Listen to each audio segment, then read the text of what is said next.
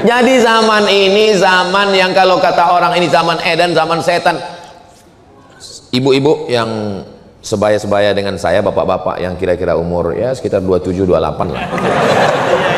Sekarang kita mengajak berpikir. Zaman saya dulu, seingat saya di kampung saya, di kota saya, enggak ada tuh yang namanya TK Quran, rumah tahfiz tuh enggak ada. Yang ada pondok pesantren tahfiz Quran tua dan memang mesti serius ngapal Quran di situ. Sekarang ada yang model part time, ada yang full time, ada yang tempat store aja habis itu pulang, ada rumah Quran. Kira-kira dunia ini makin baik atau makin jahat? Tergantung berteman dengan siapa. Kalau ada yang bilang dunia ini makin jahat Pak Ustadz, iya kawan kau, circle kau nyiblorong sundil bolong mak lampir. Tapi kalau kawan-kawan kita adalah circle yang baik-baik, mau ngapal Quran mudah, mau belajar bahasa Arab mudah, mau baca kitab. Dulu baca kitab itu 1 tahun, 2 tahun, 7 tahun. Sekarang hanya dengan 8 bulan melalui metode Al-Miftah, melalui metode Manhaji, melalui berbagai macam metode, guru-gurunya online. Tapi memang ada plus minus kekurangan.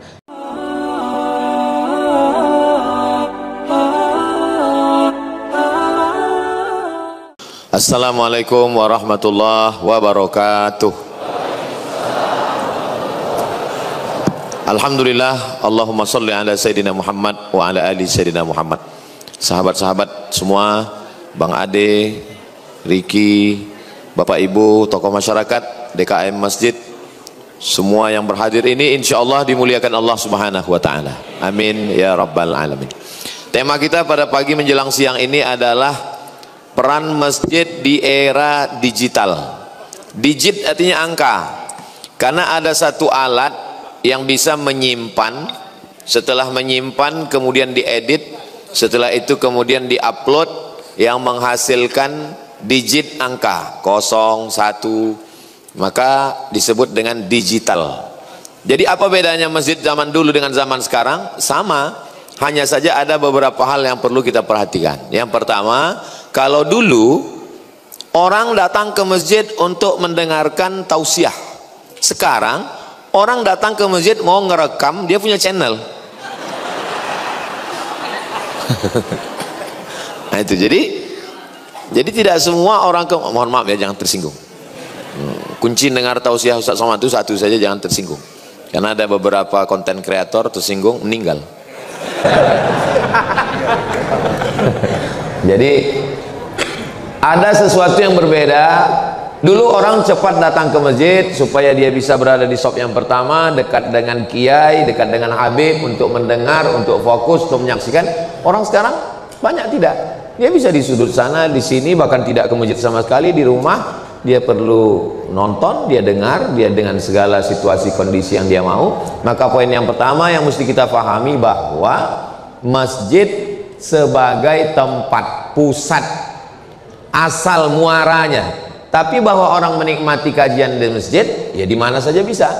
Walaupun di rumahnya, di kantor, dan dia bisa disimpan kajian itu. Mana kajian guru-guru para alim ulama yang zaman dulu? Hilang, tidak ada rekamannya, ditelan zaman, ditelan masa.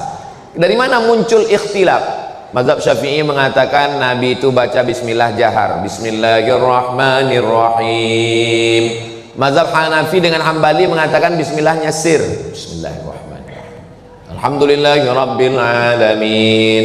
Mazhab Maliki mengatakan enggak ada basmalah sama sekali. Alhamdulillahirabbil alamin, Arrahmanir Rahim. Kenapa muncul ikhtilaf itu? Karena enggak ada rekaman. Dari mana munculnya ikhtilaf bunyi bacaan? Karena tidak ada rekaman. Ini sekarang ikhtilaf di antara beberapa guru tahsin tentang bunyi huruf shad, tentang huruf bad. Yang satu mengatakan guru kami lebih fasih tentang huruf bodnya dari guru kamu. Yang mendekati Nabi itu guru kami.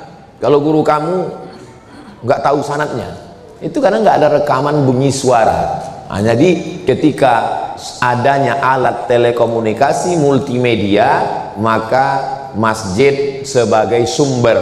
Tapi bahwa orang datang ke masjid untuk mencari kajian bisa didapatkan di mana saja. Maka dalam hal ini yang pertama sekali kita mesti pahamkan bahwa dunia ini sekarang serba baru. Dulu berawal dari era kaset.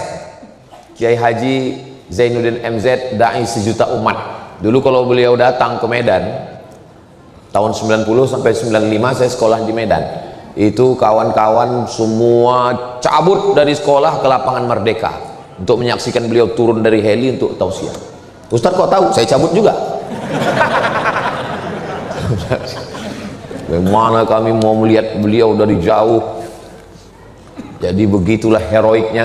Nah, jadi kemudian dari era kaset berubah kepada era yang disebut dengan YouTube. Lalu kemudian sekarang lebih canggih lagi, lebih pendek, lebih singkat, TikTok. Ke depan ini nggak tahu apa lagi. Mungkin lebih pendek lagi, tinggal top aja. Tiknya pun udah nggak ada lagi. Kita nggak tahu bagaimana keadaan ke depan. Tapi kajian tetaplah kajian. Jadi yang ngisi kajian itu masjid-masjid minimal, seminim-minimnya kajian di masjid itu mesti ada 3. Yang pertama akidah, yang kedua adalah fikih, yang ketiga adalah akhlak. Jadi kalau dibuat per hari, hari pertama Senin malam Selasa akidah. Kenapa? Puasa hari Senin, buka bersama, itu suasana religinya, spiritualnya dalam. Karena orang dalam keadaan lapar. Orang kalau lapar perutnya tajam pikirannya. Tapi kalau perutnya kenyang, kendarat matanya. Maka bagus hari Senin itu habis buka bersama, makan nggak terlalu banyak, nanti setelah tausiah baru balas dendam. Nah, maka akidah, wujud, qidam, baqa, mukhalafatul hawadisi, qiyamuhu binafsihi, wadaniyah, qudrat, iradat, ilmun, ayat, sama, basar, kalam. Untuk tahun pertama, kesulitan pengajar untuk mencari referensi. Saya sarankan referensi Aqidah Ahli Sunnah wal Jamaah Sifat 50 yang ditulis oleh Kiai Haji Muhammad Idrus Romli.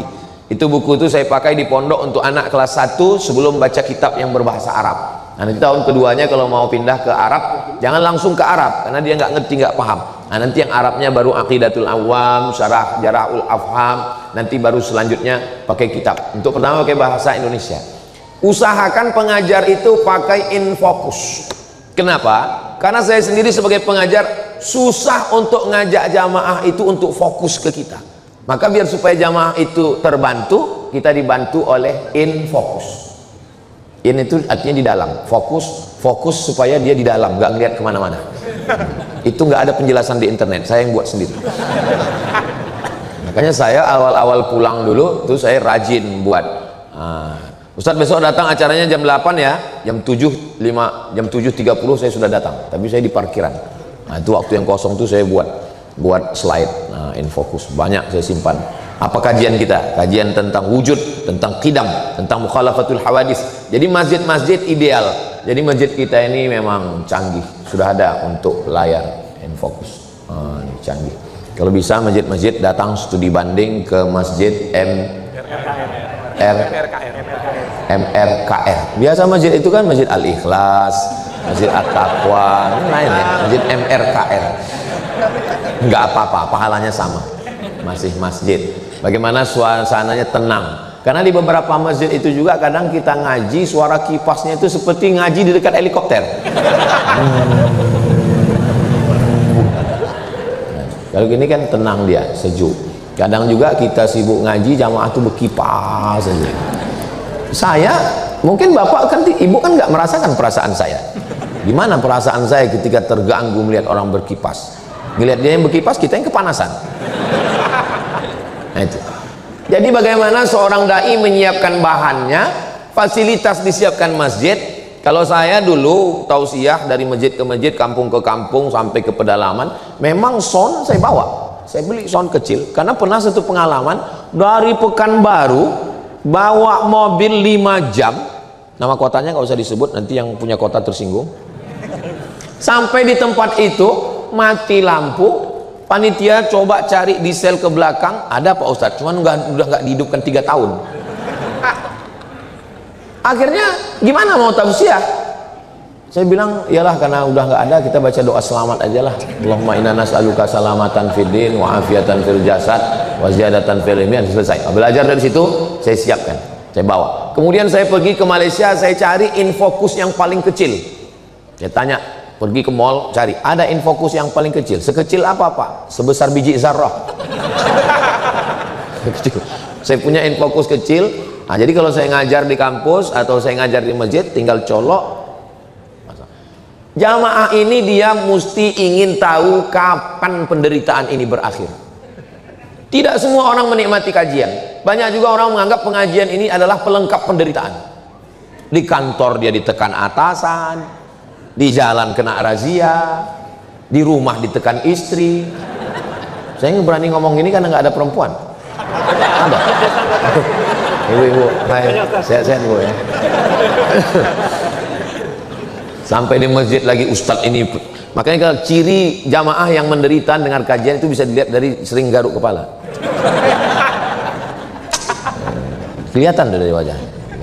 Mulai kalau dia dekat dengan kawan akrab mulai nyenggol-nyenggol bahu. Pulang kita. Pulang pun parkir payah sekarang. Terjebak juga kita di luar. Ya tapi enggak, paling enggak kan saya bisa ngerokok-ngerokok di luar. Ayo. Nah, jadi bagaimana supaya kita ready, siap segala kemungkinan apapun yang terjadi. Mic siap, kemudian infokus siap. Cuman masalahnya kalau mati lampu infokus nggak menyala. Nah, jadi yang sekarang dikatakan orang menyala, bang apa kau menyala? Mati lampu kok. Nah, dulu itu hanya remaja masjid. Kalau di masjid ada remaja masjid. Ngapain remaja masjid? Remaja masjid biasanya buat jadi panitia Maulid Nabi, Isra Mi'raj, Nuzul Quran, 1 Muharram. Paling keren acara remaja masjid penyelenggaraan jenazah. Prestasi tertinggi jadi mayat. Panitia nggak siap untuk beli boneka untuk mandi kan? Akhirnya cari yang paling malas sholat, itu jadikan mandi. Pas dimandikan dicucuk hidungnya senyum. Akhirnya dipoto sama kawannya, diupload di FB. Mayat kok senyum. Sekarang anak-anak muda dikumpulkan di masjid buat acara apa namanya? Pelatihan digital. Bagaimana remaja masjid punya channel, bisa syuting, editing, uploading. Dia yang syuting, setelah itu editing, setelah itu uploading. Saya selalu tantang anak-anak remaja masjid. Kalian buat channel, kalau ada 20 video yang kalian upload, langsung saya akan endorse. Anda ingin kajian yang berkualitas? Tonton channel MRKR. Jangan lupa subscribe, like, share, and comment. Inilah channel yang paling hebat. Channelnya belum ada, endorse-nya udah duluan. Masalah persennya nanti kita bahas. Nah, jadi anak-anak muda ini dibagi tugasnya, kamu kajian subuh. Cari kawan yang paling susah bangun subuh. Jadi ada kajian subuh masjid-masjid, ada kajian subuhnya alhamdulillah. Kajian subuh itu usahakan baca kitab. Jadi untuk yang tabligh akbar, yang sifatnya show, itu memang perlu dibuat. Mungkin 1 bulan sekali, 2 bulan sekali. Lalu kemudian untuk yang bulanan, untuk yang pekanan, untuk yang harian, itu mesti. Jadi di masjid dipasang banner. Ah, ini gambar ustadznya, lalu kemudian kelayakan pendidikannya, pondoknya tamat mana, S1, S2, S3, S Cendol, S Loger, S Bandung. Kenapa? Karena orang mau ngaji. Sekarang spesialisasi. Bapak punya istri, istri bapak mengandung. Tiba-tiba di tengah jalan mau melahirkan, bapak terburu-buru, ada tertulis dokter, langsung masuk mampir. Pak dokter, tolong buka, istri saya mau melahirkan. Gitu dokter buka pintu, mohon maaf pak, saya dokter hewan. Kira-kira bapak mau nggak ngasihkan istri ke dokter hewan? Sekarang saya tanya, mana yang lebih hebat? Dokter manusia atau dokter hewan? Lebih hebat dokter hewan. Karena kalau dokter manusia dia nanya, apa gejalanya pak? Kalau dokter hewan nggak pernah nanya. Ibu bapak nggak mau menyerahkan istri bapak, hanya menyelamatkan 1 nyawa kepada orang yang nggak, walaupun sama-sama dunia kesehatan, tapi menurut bapak tidak linier, nggak connect ini hubungannya.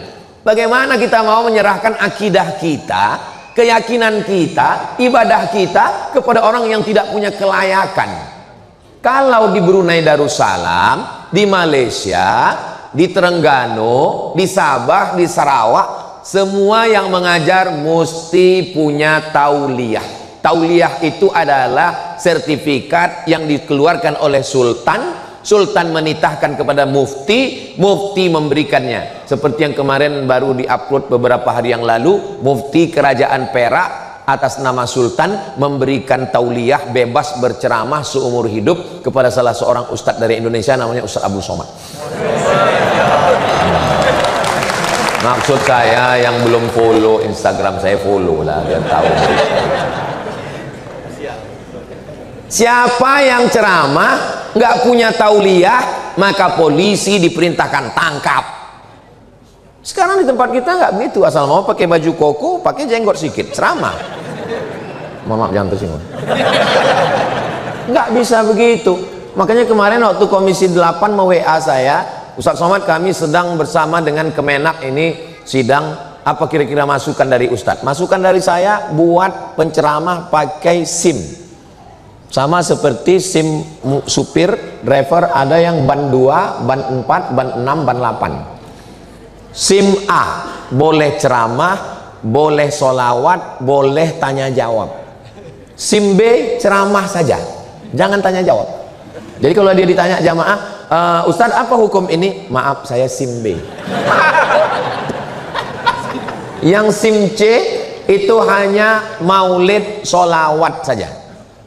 Sallallahu ala Muhammad marhaba, sallallahu alaihi wasallam marhaba.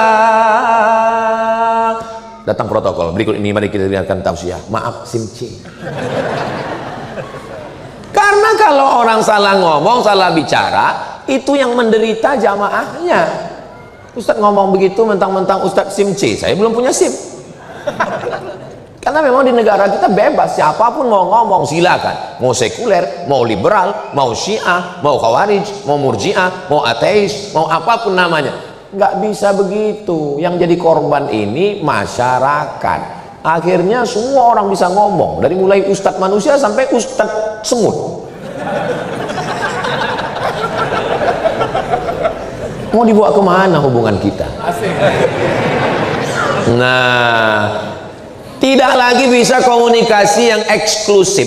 Komunikasi kita inklusif, terbuka untuk semua orang. Kalau zaman dulu bisa. Jamaah sekalian, ini pembicaraan kita di masjid ini hanya untuk kita aja ya, jangan sampai bocor kemana-mana ya. Kalau zaman sekarang nggak bisa, nggak bisa saya katakan, jangan sampai keluar video nih, jangan sampai selesai acara nih, lebih dulu jamaah punya rekamannya daripada saya. Mana streaming semua, berapa kamera ini, padahal nggak ada izinnya ini. Nah, oleh sebab itu maka komunikasi kita mesti terbuka. Abdul Somad tidak bisa difitnah ngomong macam-macam. Kenapa? Karena kalau ada yang motong video pendek di Instagram, di TikTok, dia potong 1 menit, dia combine dengan video yang lain, dia kasih bumbu-bumbu fitnah, maka kalau saya ditangkap, saya akan bisa, nauzubillah ya, saya akan klarifikasi, ini video saya dipotong Pak Polisi. Kalau mau tonton video lengkapnya, Bapak dari Polisi Republik Indonesia, tonton video lengkap di channel Ustadz Abdul Somad Official, subscribe, like, share, and comment. Jadi semua rekaman fullnya mesti ada, fasilitas, keilmuan. Pendidikan kita di Indonesia ini, pendidikan Islam sangat maju. Ada pondok pesantren yang khusus baca kitab kuning saja dan spesialis hadis saja. Kitab kuning itu ada yang fikih. Kenapa disebut kitab kuning Pak Ustadz? Karena kertasnya dari kertas ubi, warnanya kuning. Begitu kitabnya dicetak di Lebanon sampai ke Mesir, bukunya putih.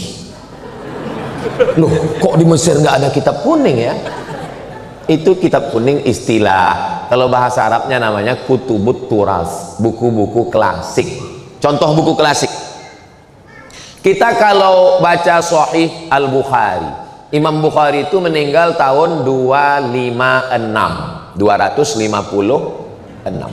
Sekarang tahun 1446. 1446.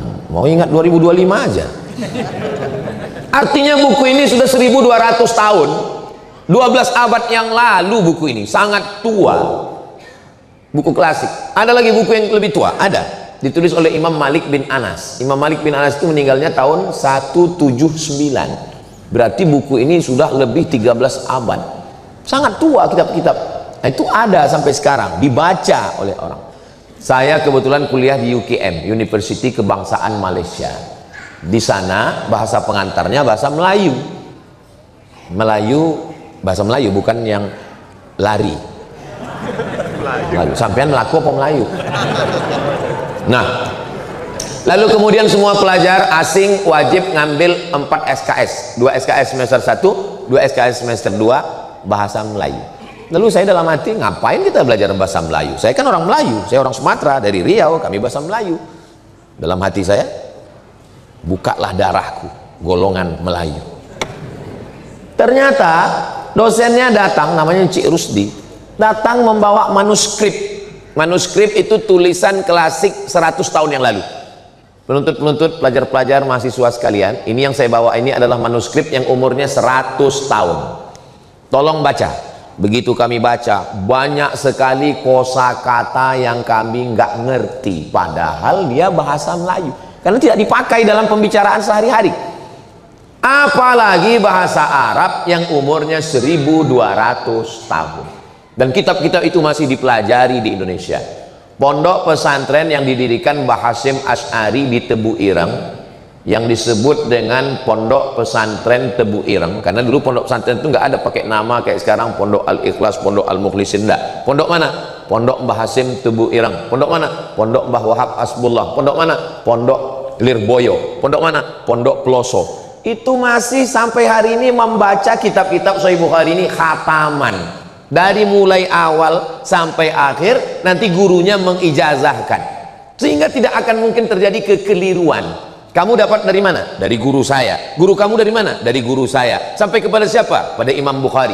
Imam Bukhari kan tidak sezaman dengan Nabi. Iya, 300 tahun. Imam Bukhari dapat dari mana? Dari gurunya, namanya Abdullah bin Maslamah. Abdullah bin Maslamah dapat dari siapa? Dari gurunya, namanya Malik bin Anas. Malik bin Anas dapat dari siapa? Dari Abu Zinad. Abu Zinad dapat dari siapa? Dari Al-A'raj. A'raj dapat dari siapa? Dari Abu Hurairah. Abu Hurairah dapat dari siapa? Dari Nabi Muhammad SAW. Kita sekarang tidak runut begitu. Kamu dapat dari siapa? Dari Syekh Google. Guru kamu siapa? Guru saya Pak Ustadz, ini bisa ditasrif dengan bahasa Arab. Taba yatubu yutuban. Nah, sehingga masjid-masjid bagaimana mencerahkan supaya kembali lagi ngaji kitab-kitab. Ya Pak Ustadz, tapi yang ngaji bisa baca kitab itu kan kalau pakai bahasa Arab. Makanya pakai bahasa Indonesia dulu. Saya sarankan untuk yang 3 itu, akidahnya pakai akidah sifat 50 Kiai Haji Muhammad Idrus Ramli. Untuk fikihnya, fikih Islam Sulaiman Rashid. Beliau ini alumni Al-Azhar Mesir tahun 1935. Kita merdeka 1945. Beliau 10 tahun sebelum Indonesia merdeka sudah tamat dari Al-Azhar Mesir.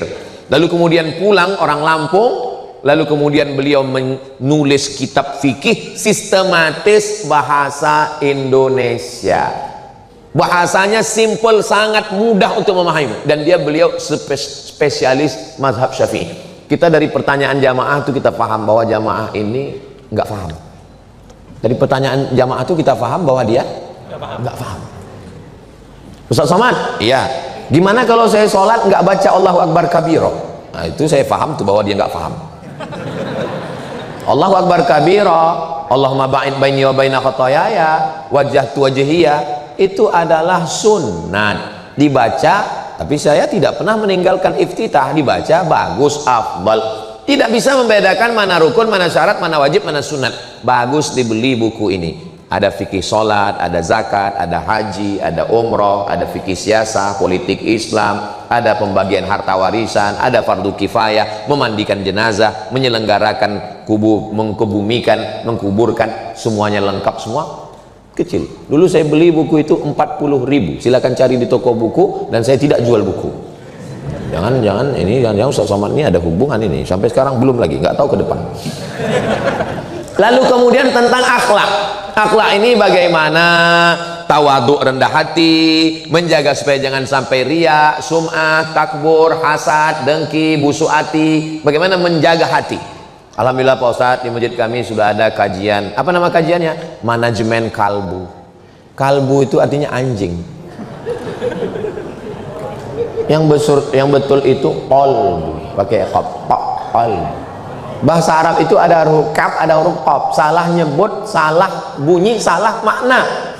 Kul huwallahu ahad, pakai kaf. Kul artinya makanlah. Kul huwallahu ahad, makanlah Allah itu. Yang betul itu pakai kaf. Maka tahsin Al-Quran di Ma'had Az-Zahra, ibu-ibu sore Jumat pengajian. Jumatnya dibagi 4. Jumat yang pertama akidah, Jumat yang kedua fiqih, Jumat yang ketiga akhlak, Jumat yang keempat tahsin. Ihdinas siratal mustaqim. Supaya apa? Lurus. Jangan sampai salah membaca. Rubbatalil Quran wal Quranu yal'anuh. Berapa banyak orang baca Quran dilaknat Quran. Kenapa dilaknat Quran? Salah baca Quran. Alhamdulillah Pak Ustadz, saya nggak pernah salah baca Quran. Kenapa? Karena saya nggak pernah baca Quran. Lebih baik pernah salah karena baca daripada nggak pernah salah karena nggak pernah baca. Boleh untuk update status yang ini. Jadi ini penting. Kalau untuk akhlak, buku apa yang Ustadz sarankan? Saya sarankan buku tasawuf modern Buya Hamka. Karena itu beliau tulis ketika dalam kesulitan hidup di dalam penjara. Buku itu bukan ditulis di hotel mewah dengan suasana yang tenang, nyaman, adem, ayem, tentram, merem. Tapi ditulis orang dalam kesusahan. Orang semakin susah hidupnya, semakin dekat munajatnya kepada Allah. Kenapa syair-syair itu lahir begitu indah? Karena syair lahir dari hati yang hancur, remuk, redam. Makanya orang yang patah hati, syairnya pasti bagus. Kenapa syair yang ditulis oleh Kais itu begitu dalam? Karena dia tidak jadi nikah dengan Laila. Ketika orang bertanya dengan Kais, Kais, seandainya kau disuruh pilih menikah dengan Laila atau dunia beserta isinya, apa kata Kais? La ghubarun ni'aliha ahabbu ilayya wa asfa li balwa. Debu yang menempel di sendal Laila lebih kucinta daripada dunia beserta isinya. Kenapa dia ngomong gitu? Ya karena nggak jadi nikah. Coba kalau jadi nikah, ngamuk tiap hari. Jadi sampai mana tadi? Ini digital. Tolong jangan mengacaukan pikiran saya. Ini digital, era digital ini masjid menjadi tempat pusat center kegiatan. Dari mulai ibu-ibu, ibu-ibunya buatkan kajian khusus karena mereka segan kalau nanya kepada ada laki-laki di situ, sungkan, nggak enak. Mohon maaf, beribu maaf. Cerita tentang masalah darah haid, darah nifas, darah wiladah, darah bisul, darah jerawat. Mereka mau kajian khusus dan Nabi mengkhususkan itu. Buat kajian khusus untuk perempuan sore Jumat. Sebelum kajian waktu kosong baca Al-Quran, memperbaiki tahsin. Mumpung yang lain belum datang, Bu, ya kira-kira kita baca 5 ayat ya. Ibu dulu 5 ayat. Bismillahirrahmanirrahim. Yasin wal Qur'anil Hakim. Innaka laminal mursalin ala siratim mustaqim. Tanzilal azizir rahim. Masya Allah. Ibu sebelahnya batuk. Jangan diejek. Hari gini masih mau datang ke masjid ketika yang lain sibuk dengan rambutnya seperti sarang tawon, merah kuning kelabu, sibuk dengan skincare-nya yang dipakai di wajah putih leher hitam. Nas, jangan dibayangkan. Mau dia datang ke masjid sudah alhamdulillah. Selesai baca ayat-ayat, jamaah belum datang juga diajak dia untuk berzikir. Ya Rahman, Ya Rahim, Ya Malik, Ya Qudus, Ya Salam, Ya Mu'min, Ya Muhaimin, Ya Aziz. Selesai Asmaul Husna belum juga datang. Sallallahu ala Muhammad. Sampai azan maghrib. Rupanya memang nggak mau datang karena takut disuruh ngaji. Polanya dirubah. Setelah melihat kejadian kemarin, nampaknya ibu-ibu takut ngaji ya. Jadi kita buatkan kelas khusus tahsin. Ibu gimana, Bu? Kalau boleh nanya ya, beberapa ibu ini hafalannya sudah berapa? Saya sudah 5 Pak Ustadz. 5 juz? Enggak, Iqra 5. Mau ngaji, belajar dalam Islam itu minal mahdi ilal lahdi, dari buayan ayunan sampai ke liang lahat, nggak ada batasan dalam Islam. S1 22, S2 23, 25, S1 22, S2 25, S3 27. Itu metode barat. Dalam Islam tidak ada batasan ilmu. Dalam Islam menuntut ilmu itu utlubil ilma, bukan hadis Nabi, kata-kata hikmah. Utlubil ilma minal mahdi ilal lahdi, dari buayan hingga ke liang lahat. Nabi jadi nabi umur 40 tahun. Abu Bakar Siddiq masuk Islam ketika Nabi dapat wahyu, langsung dia masuk Islam. Laki-laki yang pertama masuk Islam Abu Bakar, yang dewasa. Kalau yang anak-anak, Ali bin Abi Thalib. Jarak umur antara Nabi dengan Abu Bakar adalah 2 tahun. Nabi lebih tua. Nabi dapat wahyu umur 40, dan saat itu Abu Bakar masuk Islam. Pertanyaannya, berapakah umur Abu Bakar belajar Islam? Memang jam-jam segini susah mikir ya. 38 tahun. Jadi kalau ada di antara kita ini, saya mau belajar Islam ini umur 38. Apa masalahnya? Selama orang mau ngaji datang. Saya Pak Ustadz kalau ngaji di depan orang banyak malu saya Pak Ustadz. Saya ini kan direktur di perusahaan, hilanglah harga diri saya. Berapa harga kau rupanya? Minta sama guru khusus. Ini kawan sahabat-sahabat kita dari Musyawarah. Mereka punya rumah Quran Musyawarah. Sekarang sudah 4 angkatan. Itu alumninya penghafal Quran bersanad 30 juz. Bisa ketemu dengan anak-anak Musyawarah itu yang pecinya putih-putih. Itu kalau pecinya putih itu isinya 30 juz. Kalau yang merah begini, ini juz 30. Minta privat sama mereka. Adik, tolong adik nanti datang ke kantor saya ngaji, saya mau belajar privat. Oke, I'm coming. Mereka datang, kita ngaji. Pulang ke rumah, istri bapak tersenyum. Papa yang udah belajar ngaji, loh kok kamu tahu? Rupanya dia ngintip dari CCTV. Senangnya hati istri melihat suami sudah mulai ngaji. Betul Bu? Ya. Nggak mungkin bohong mereka dalam masjid. Nah, oleh sebab itu maka tidak ada istilah malu untuk belajar. Maka 4 dasar utama ini, akidahnya mesti benar, ibadahnya mesti benar, berakhlakul karimah, dan tahsin Qur'annya bagus. Ada flyer, banner, balihonya, di-share untuk di grup-grup. Siapa yang bekerja ini? Tim media remaja masjid. Jadi remaja masjid itu diberdayakan. Saya minta kepada sahabat-sahabat dari Musyawarah, buatkan pelatihan tim digital multimedia untuk remaja-remaja masjid. Kira-kira bisa? Insya Allah bisa. Insya Allah kata mereka. Mereka ini kalau insya Allah jadi. Beda sama yang lain. Kalau insya Allah tuh dia nggak mau tuh. Kalau mereka buat, dulu tuh saya tanya, bisa kita buat rumah Quran? Bisa Ustaz. Bisa kita bagi beras? Bisa Ustaz. Ini bisa RE-nya dilelang? Nanti Ustaz. Jadi ini dasar yang paling utama. Jadi jangan euforia bangga dulu. Alhamdulillah masjid kami kemarin Pak Ustadz sudah tablik akbar, manusia sejauh mata memandang. Terus habis itu kosong. Mesti ada yang berkesinambungan. Ini yang basic, yang mendasar. Kita kalau lewat di depan toko roti, langsung bunyi handphone, ting ting ting ting. Lihat, hai Abdul Somad. Dia nggak tahu saya Ustadz. Hari ini roti lagi promo loh, mampir ke kita dong. Dari mana dia tahu saya lewat di depan? Saya lama rasanya mau saya datangi toko roti. Mau nggak tahu aku nih Ustadz. Dia tahu nomor saya, dia WA saya, dia ajak saya mampir, dia kasih tahu promo. Nah sekarang kita sebagai pengurus masjid, pernahkah kita memanjakan jamaah seperti itu? Pernahkah kita WA setiap jamaah itu kita tanya, hai jamaah, datang sholat subuh ya, malaikat maut udah dekat.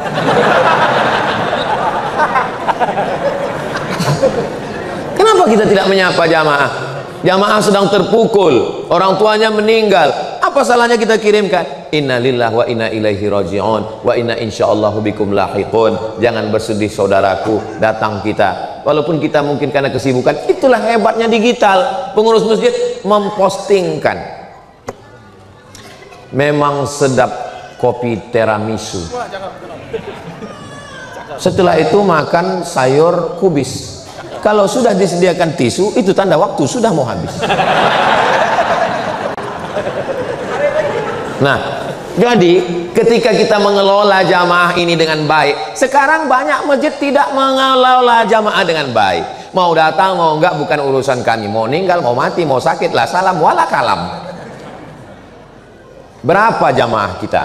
Berapa jumlah jamaah tetap kita? Berapa yang ada di dalam grup? Itu ada aplikasi yang bisa membuat satu grup 1000 dan bisa 10 grup. Berarti kita punya jamaah inti 10.000. Jamaah ini pun kita klasifikasikan. Ada jamaah yang kelas A. Ini yang memang subuh, zuhur, asar, maghrib, isya. Ada yang jamaah kelas M. Itu Idul Fitri sama Idul Adha. Ada kelas Z minus. Ini Idul Adha datang untuk ambil kupon. Sehingga ketika kita kelola jamaah ini dengan baik, kita share, dibuatkan tulisan di depan. Anda bertanya, Ustadz menjawab. Hubungi nomor kontak berikut. Hebat Ustadz Somad itu ya. Kami lihat di videonya, semua pertanyaan itu dia jawab. Ya iya, karena pertanyaan itu ditulis di kertas. Yang saya nggak tahu, cepat saya buang. Begitu saya baca kan, susah. Saya masukkan ke dalam lagi. Itu salah satu tips untuk menutupi kebodohan kita. Coba kalau langsung jamaahnya pegang mic, dia tanya. Makanya nanti jangan kasih jamaahnya.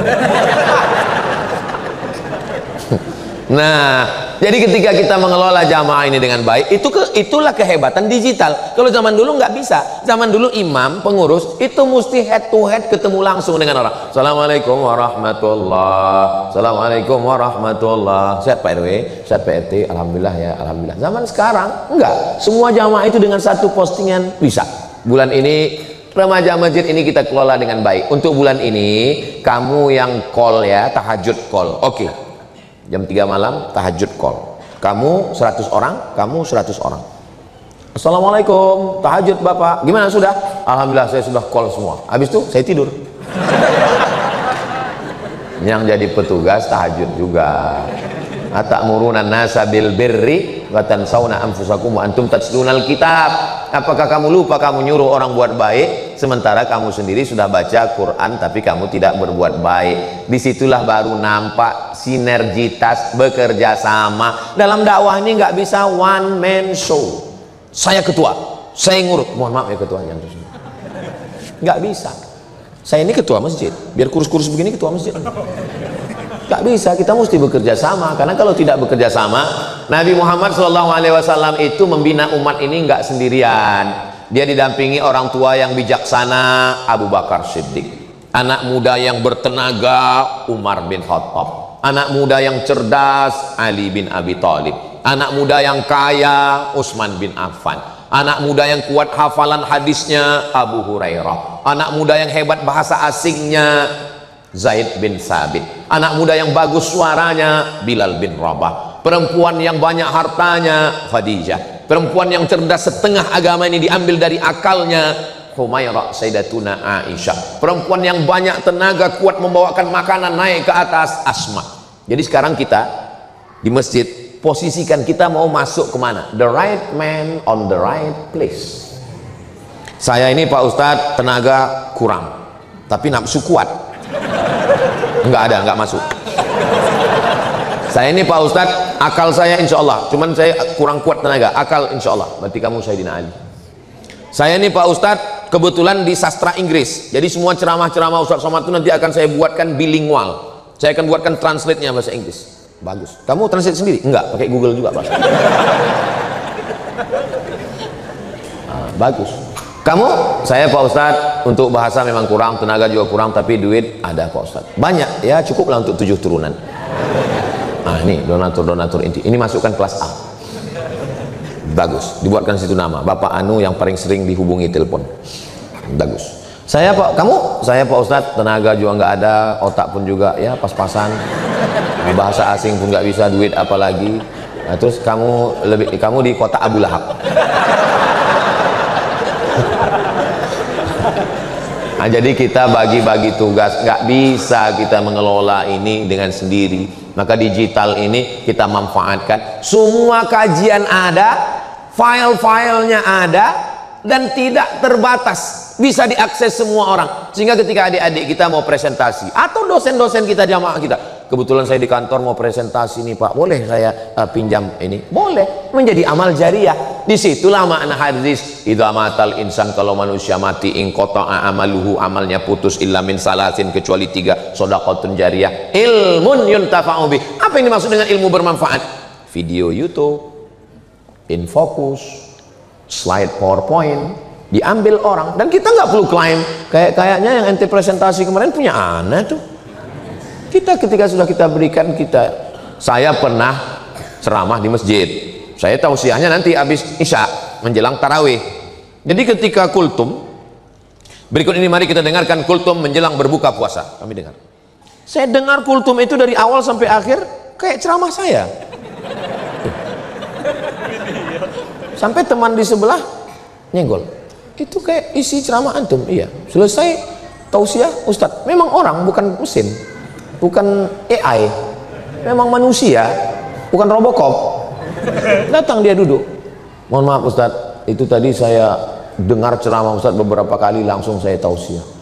Dalam hati saya, alhamdulillah, ternyata tidak hanya terbatas di kelas, bukan hanya terbatas pada buku-buku yang kita tulis, suara pun bisa ditirukan orang. Artinya apa? Dengan zaman digital ini, kesempatan untuk menyebarkan perbuatan baik itu kira-kira makin terbuka luas atau makin sempit? Makin terbuka luas. Suara kita bisa direkam orang, gambar bisa, apapun yang kita lakukan. Jadi kalau ada orang sekarang mengatakan, kenapa lah saya hidup di zaman ini ya Pak Ustadz, ya banyak zaman fitnah di akhir zaman. Coba kalau saya hidup di zaman Nabi, pasti saya baik Pak Ustadz. Saya bilang, orang-orang seperti kamu ini kalau hidup zaman Nabi mungkin ikut Abu Jahal. Apa jaminan kita kalau hidup zaman Nabi kita ikut Nabi Muhammad? Belum tentu. Jadi jangan pernah menyalahkan zaman, menyalahkan masa. Memang menurut ilmu Allah, ya hidup kita ini cocoknya di zaman milenial ini. Ustadz Somad aja merasa milenial. Kami melihat Ustadz seperti kolonial. Habis milenial, Gen Z, macam-macam namanya. Tapi ini semua adalah masa. Kenapa Allah pertukarkan zaman masa ini? Wa tilkal ayyamu nudawiluha bainan nas. Demikianlah zaman masa itu kami pertukarkan, kami pergantian untuk apa? Liya'lamallahu allazina amanu, untuk melihat siapa yang bisa mempertahankan imannya, wa yattakhidha minkum syuhada, untuk melihat siapa di antara kita yang syuhada, matinya sebagai syahid, iskariman, hidup mulia, au mut syahidan, atau matinya mati syahid. Kalau mau membayangkan gimana sebelum ada digitalisasi, Allahu Akbar. Apa kata makmum di belakang? Mubaligh namanya. Mubaligh menyampaikan suara. Allahu Akbar. Mubalighnya itu sampai 10 ke belakang. Allahu Akbar. Terus sampai ke belakang. Kenapa? Karena masjidnya panjang, suaranya nggak nyampai. Sekarang di masjid kita nggak ada lagi tuh mubaligh. Kenapa? Karena sudah ada sound system, mikrofon, suaranya menggelegar. Kalau Bapak Ibu nanti pergi ke Medan, Sumatera Utara, sholat di Masjid Raya Al-Masun, Masjid Sultan Delhi, itu hari Jumat muazzinnya 7 orang. Kenapa sampai 7 orang? Karena suara mau kuat. Allahu Akbar, Allahu Akbar. Subuh, kenapa menaranya tinggi? Karena muazzin naik ke atas mengumandangkan azan. Zaman sekarang nggak ada lagi. Suara tarhim, assalatu wassalamu alaik, jam 2, jam 3 malam, suara tarhim, takbir. Begitu kita masuk ke dalam masjid, orang sudah nggak ada. Flash disk. Makanya banyak nanti flash disk masuk surga, orangnya masuk neraka. Nauzubillah. Jadi zaman digital itu ada positif, ada negatifnya. Dulu saya kalau mau belajar bahasa Arab, nunggu jamaah haji pulang bawa koran bungkus korma. Orang semua minta korma, minta air zam-zam. Saya nanya, mana bungkus kormanya? Untuk belajar nulis bahasa Arab. Sekarang koran yang keluar hari ini di Kairo, kita lebih dulu baca daripada orang Kairo. Kenapa? Karena Kairo jam 6 pagi, kita sudah jam 9. Kita lebih dulu daripada Kairo. Kita lebih dulu baca koran Mesir daripada orang Mesir. Dulu kalau mau dengar suara khutbah, latihan maharatus sima'ah, listening, bagaimana mendengar orang Arab ngomong. Pertama-pertama latihan mendengar orang Arab ngomong, titip kaset pidato khutbah Masjidil Arab, pulang jamaah haji didengarkan. Begitu dimasukkan ke tape recorder, seperti orang kumur-kumur. Shadaqallahul azim. Gimana caranya biar supaya Syekh ini suaranya pelan? Alhamdulillah ada salah satu dosen UIN pakar bahasa Arab lulusan dari University Cairo University, namanya Bapak Akrom Malibari almarhum. Dia ajari saya, Abdul Somad, kamu mau supaya suara di tape recorder ini yang cepat ini jadi pelan, gimana caranya? Beli baterai yang udah mau habis, masukkan ke Walkman, waktu masih Walkman, masukkan. Betul, begitu dipasang pelan. Assalamualaikum warahmatullahi. Padahal sebelumnya cepat sekali. Assalamualaikum warahmatullahi wabarakatuh. Di hadhihi munasabati sa'idati natakallam an al-qadaya al-falastiniyah. Inna amaliyat as-salam fi syarq al-awsat lan tatahaqqaq illa bi insihabil israiliyyin min al-ardh al-muqaddasah. Enggak jelas kita mendengarnya. Sekarang khutbah Idul Fitri, Idul Adha, khutbah Jumat di Masjid Nabawi, Masjidil Arab live. Jadi kalau ada orang sekarang mengatakan susah sekali belajar bahasa Arab, apa?